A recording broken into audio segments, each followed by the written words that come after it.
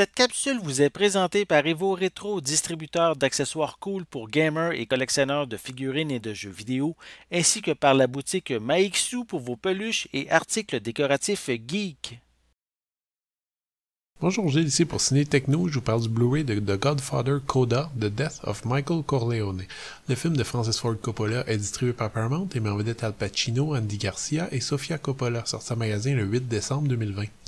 De longues années ont passé depuis les événements du Parrain deuxième partie et Michael Corleone, à la tête d'un vaste empire du crime organisé, cherche à devenir légal. Lorsqu'il découvre une opportunité de blanchir son argent par l'entremise d'une opération financière ambitieuse qui implique des fonds du Vatican, il tente sa chance même si sa décision fait grincer les dents autour de lui. J'ai déjà donné mon avis sur le troisième opus du Parrain à l'occasion de sortie en Blu-ray individuel.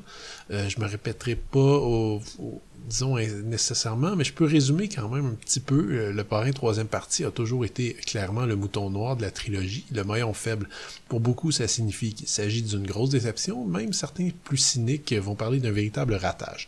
En ce qui me concerne, le troisième Parrain n'a jamais été un mauvais film selon moi, plutôt une intéressante continuité et conclusion de l'histoire des Corleone, même si l'œuvre opulente et romantique contient plusieurs faiblesses très claires. Ces faiblesses sautent d'autant plus aux yeux que le film suit quand même les deux premiers Parrains qui eux sont des véritables monuments du 7e art. J'avais déjà mentionné aussi que la genèse de ce troisième opus était plus trouble que celle des deux premiers. Concrètement, Francis Ford Coppola a décidé de réaliser ce film pour des raisons strictement commerciales. Cependant, en travaillant au scénario conjointement avec l'auteur Mario Puzo, il a également décidé que ce dernier film serait simplement un épilogue à la série qui devrait donc être perçu non pas comme une trilogie mais comme un diptyque suivi d'une conclusion. Or, le Parrain 3 n'a jamais été distribué et présenté de cette façon jusqu'à cette année. Coppola a donc décidé de s'atteler à remonter son film mal aimé, de repenser le montage et d'en changer le titre afin de clarifier sa position au sein de la franchise. L'entreprise est très intéressante, d'autant plus que ces changements avaient à peu près tous déjà été discutés ou pensés par le réalisateur depuis plus de 20 ans. Mais est-ce que le troisième Godfather est maintenant prêt pour une réévaluation? Bien, franchement, après le visionnement de ce nouveau Coda, mon avis est plutôt partagé. J'ai consulté la critique que j'avais publiée concernant le montage initial du film et mon avis reste sensiblement le même ici. On retrouve dans Godfather Coda toutes les mêmes qualités, mise en scène faste, admirable, interprétation forte d'Al Pacino, scénario thématiquement très riche, mais on retrouve également les mêmes faiblesses. Scénario pas toujours clair, jeu nettement plus faible de Sofia Coppola et manque d'énergie globale dans le récit. À tout le moins, ce remontage a le mérite de rendre le scénario plus direct, légèrement plus dynamique et surtout plus facile à cerner. Certaines séquences changent de position, c'est le cas de la scène d'ouverture qui pose les bases du film de façon très franche, mais pour le reste, hormis quelques coupures, le film demeure sensiblement le même.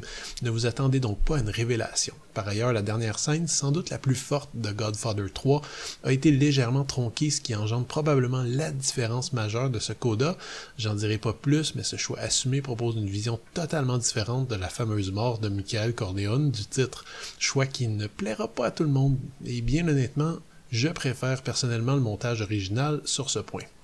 La bonne nouvelle, c'est que l'image présentée à 1:85 panoramique est absolument à couper le souffle par rapport à la sortie précédente en Blu-ray du montage original. L'image du coda est plus nette, mieux définie, et les couleurs ont même été retravaillées afin de donner à l'œuvre une cohérence visuelle assez impressionnante. Les pistes audio sont offertes en anglais Dolby True HD 5.1 et en français, espagnol, allemand, italien ou japonais 5.1. Les sous-titres sont offerts dans ces langues, ainsi qu'en portugais, arabe, hollandais, cantonais, danois, finlandais, grec, hindi, coréen, mandarin simplifié, mandarin traditionnel, norvégien, roumain et suédois. En revanche, du côté des suppléments, c'est plutôt minimaliste.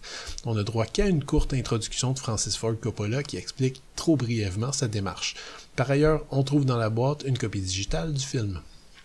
The Godfather Coda, The Death of Michael Corleone est une relecture intéressante, probablement plus en phase avec la vision originale qu'avaient Francis Ford Coppola et Mario Puzo de la troisième partie de leur franchise de Godfather. La mauvaise nouvelle, c'est que le film garde ses points forts et ses faiblesses. Ne vous attendez donc pas à une nouvelle version qui change complètement l'œuvre, comme pour Apocalypse Now ou Kingdom of Heaven par exemple.